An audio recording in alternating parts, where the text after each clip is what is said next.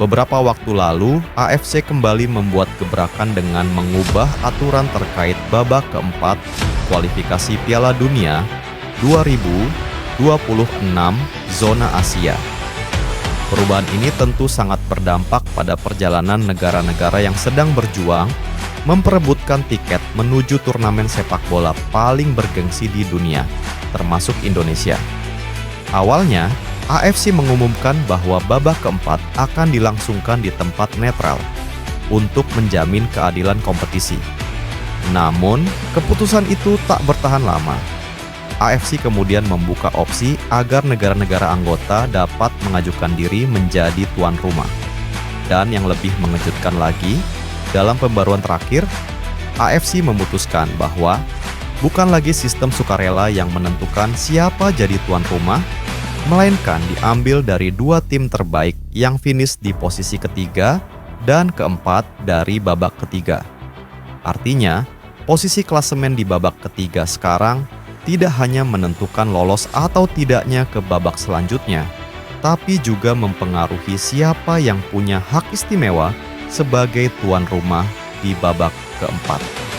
Saat ini, tim-tim seperti Uni Emirat Arab dan Irak berada di posisi teratas untuk mengamankan peran tersebut, membuat peluang Indonesia yang masih berada di posisi bawah sangat kecil untuk jadi tuan rumah. Cina, yang sebelumnya sempat mendaftarkan diri sebagai tuan rumah, justru masih terjebak di dasar klasemen dan bahkan peluang lolos ke round 4 pun tipis. Untuk bisa naik ke babak keempat, mereka harus mengalahkan Indonesia di GBK dan berharap keajaiban lain terjadi. Sementara Indonesia sendiri, dengan peluang lebih besar secara hitung-hitungan poin, justru diam-diam menyusun strategi untuk memaksimalkan dua laga tersisa, laga kandang melawan Cina dan tandang berat ke Jepang.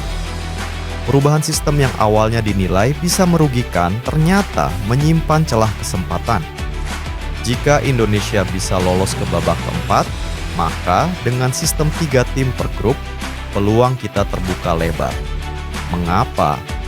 Karena hanya dengan memenangkan satu pertandingan atau minimal menghindari kekalahan besar, Garuda sudah bisa menjaga peluang menuju playoff zona Asia. Sekarang mari kita bicara realistis tentang bagaimana Indonesia bisa lolos. Di grup C, Indonesia saat ini menempati posisi keempat dengan 9 poin, unggul atas Bahrain dan Cina yang mengoleksi 6 poin. Posisi ini masih aman untuk sekadar memastikan tempat di round 4. Tapi kalau bicara mimpi lolos langsung ke Piala Dunia, masih bisa, tapi sangat berat. Skenario pertama, yang paling ideal, Indonesia menang atas Cina di GBK dan menumbangkan Jepang di kandangnya. Di sisi lain, Australia harus kalah dari Jepang dan bermain imbang atau kalah dari Arab Saudi. Dalam skenario ini, Indonesia bisa finish dengan 15 poin dan punya kans besar finish sebagai salah satu dari 2 besar yang langsung ke Piala Dunia. Skenario kedua, yang lebih kompleks. Indonesia menang besar atas China, lalu menahan imbang Jepang. Di sisi lain, Australia kalah di 2 laga sisa, dan Arab Saudi tergelincir juga. Maka akan ada 3 tim, Indonesia, Australia, dan Arab Saudi, yang sama-sama mengoleksi 13 poin. Penentu akhirnya adalah selisih gol, dan ini jadi masalah karena saat ini Indonesia masih punya selisih -6, sementara Australia +7 dan Saudi -2. Dengan banyaknya variabel yang tak bisa kita kontrol, fokus terbaik saat ini adalah skenario paling realistis, menaklukkan Cina di GBK. Jika itu terjadi, tiket ke babak keempat sudah ada dalam genggaman. Di babak keempat, Indonesia akan menghadapi 2 lawan berat dari Asia Barat, seperti Irak, Qatar, Oman, atau UIA. Tapi dengan sistem grup kecil, peluang terbuka lebar. Satu kemenangan bisa jadi penentu. Untuk itu, persiapan matang jadi kunci. TC akan dilakukan di Bali mulai 26 Mei selama 10 hari penuh.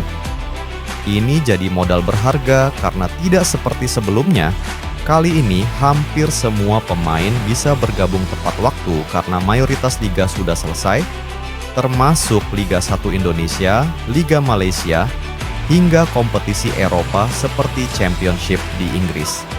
Tempat pemusatan latihan kemungkinan besar adalah Bali United Training Center, lokasi yang sebelumnya juga digunakan saat persiapan Piala AFF. Di sana, pelatih anyar Patrick Kluivert punya waktu cukup untuk membentuk fondasi tim, menguji strategi, dan menyesuaikan gaya main dengan calon lawan yang punya karakteristik sangat berbeda. Patrick Kluivert bukan nama sembarangan.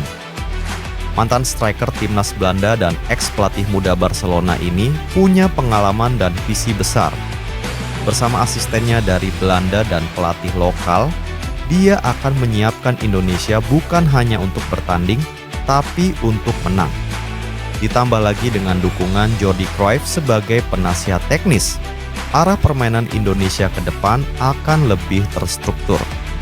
Filosofi sepak bola modern dengan pendekatan menyerang dan organisasi bertahan yang solid diharapkan menjadi ciri khas baru skuad Garuda. Soal pemain abroad, Elkan Bagot jadi nama yang paling ditunggu. Setelah cedera panjang, dia kembali berlatih bersama Blackpool dan bahkan mendapat penghargaan komunitas dari klubnya. Sebuah tanda bahwa profesionalismenya tetap tinggi meski jarang bermain.